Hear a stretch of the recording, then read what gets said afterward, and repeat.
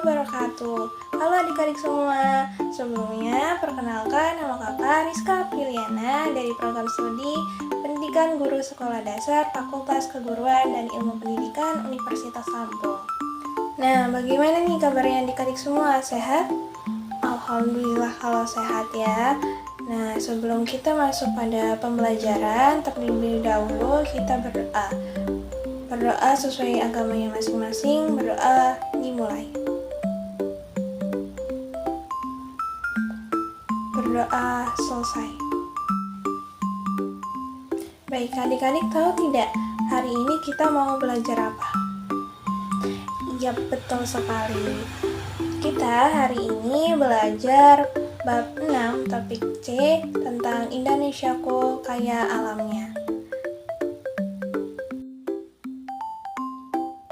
Nah, sebelum itu kakak mau tanya nih, adik-adik tahu tidak apa yang dimaksud dengan sumber daya alam?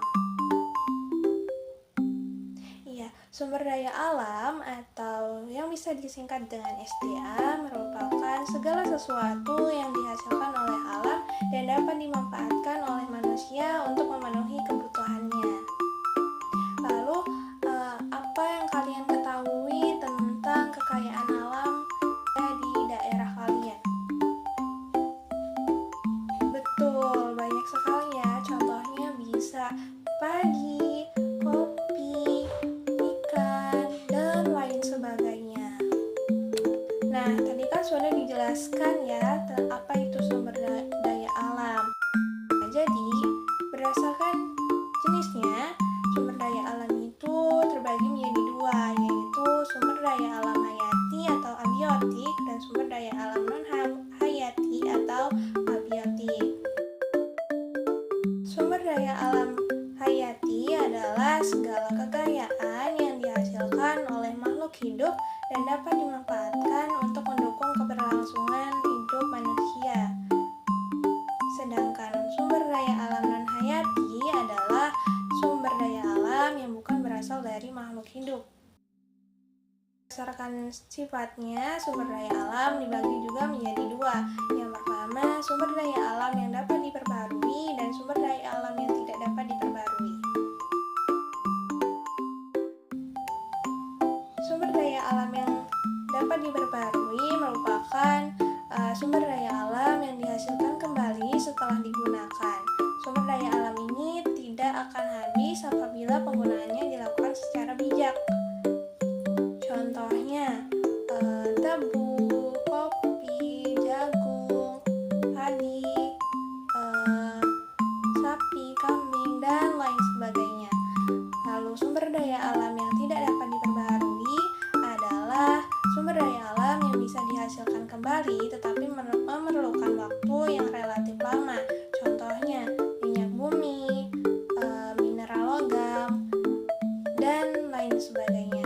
Nah, sumber daya alam yang tidak dapat diperbarui itu berasal dari hasil tambang yang bukan non-hayati atau bukan makhluk hidup.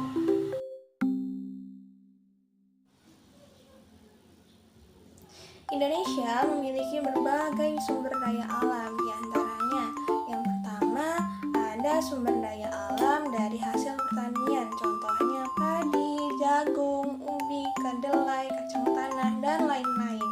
Lalu yang kedua ada sumber daya alam dari hasil perkebunan, contohnya tebu, tembakau, teh, kopi, karet, kelapa, coklat, cengkih, lada, dan lain-lain. Lalu yang ketiga, sumber daya alam dari hasil kehutanan, contohnya kayu dan rotan dan lain sebagainya. Lalu yang keempat, sumber daya alam dari hasil peternakan berupa sapi, kerbau, kuda, dan lain-lain. Yang kelima, sumber daya alam dari hasil perikanan, contohnya ikan, udang, dan hasil laut lainnya. Lalu yang keenam ada sumber daya alam dari hasil tambang, contohnya minyak bumi, batu bara, emas, tembaga, nikel, timah, belerang, dan nah, banyak sekali bukan sumber daya alam yang kita dapat dihasilkan dari alam sekitar kita. Tapi tahukah kalian, sumber daya alam jika diambil secara terus-menerus dan berlebihan, itu akan mengakibatkan kerusakan atau yang bisa kita sebut dengan eksploitasi. Nah, apa sih dampak dari eksploitasi sumber daya alam yang berlebihan? Coba kalian perhatikan gambar berikut ini. Banyaknya hutan gundul yang disebabkan karena adanya penebangan secara besar-besaran. Misalnya untuk keperluan lahan perkebunan atau keperluan pembangunan. Akibatnya daerah resapan air hujan berkurang sehingga bisa menyebabkan yang pertama banjir. Hutan bakau. Fungsi hutan bakau di tepi pantai yaitu antara lain untuk menahan gelombang air laut, tempat hidup berbagai hewan dan tumbuhan, serta menjaga keanekaragaman hayati. Nah, saat ini hutan bakau di tepi pantai banyak rusak dan ditebang untuk keperluan pembangunan.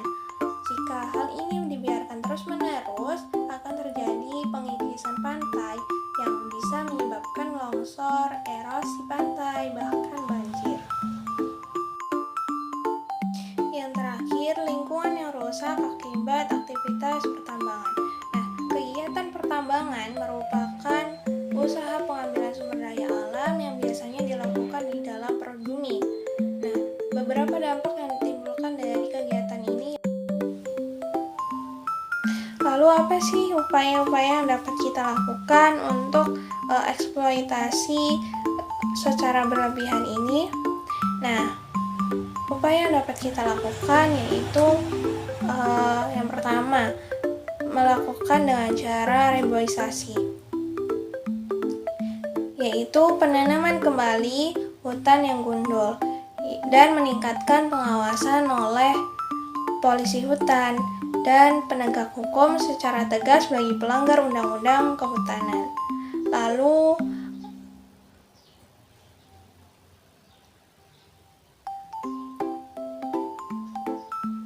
bisa juga dengan pengolahan limbah tambang dengan baik dan perbaikan lingkungan setelah kegiatan pertambangan selesai. Dan yang terakhir,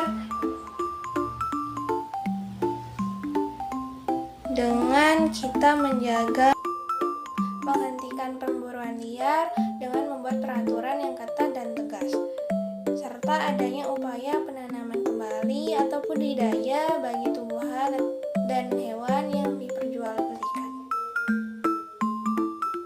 Nah, sampai juga kita di penghujung pembelajaran. Nah, sebelum kakak tutup, kakak ucapkan terima kasih kepada adik-adik yang telah memperhatikan. Semoga pembelajaran kali ini bisa bermanfaat untuk kita semua.